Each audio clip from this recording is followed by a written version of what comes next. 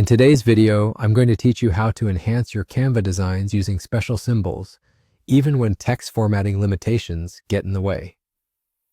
We're diving into the fun world of superscripts and exponents, essential tools for adding a professional and polished touch to your creative projects. Whether you're crafting a flyer, a presentation, or a social media post, these symbols can add a whole new dimension to your work. Let's start by navigating to your Canva document. Head over to Canva and open up the project you're working on.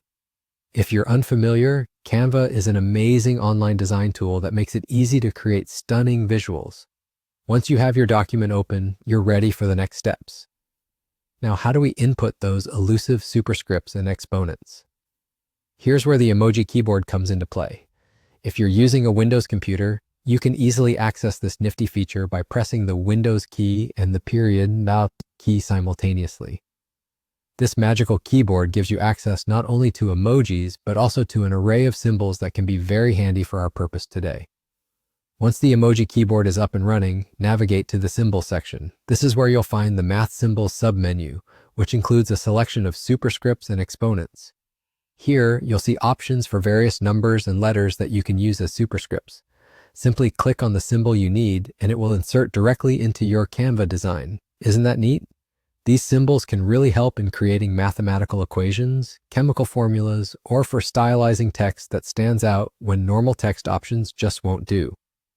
Inserting these symbols directly onto your Canva canvas makes the text element of your design both unique and informative, allowing you to maintain a professional look without sacrificing any creative flair. Perhaps you're designing a piece that includes mathematical text, or you need to indicate a footnote elegantly. Either way, you now have the tools to do so effortlessly. At this stage, you should find your design looking sharp and exactly how you envisioned it.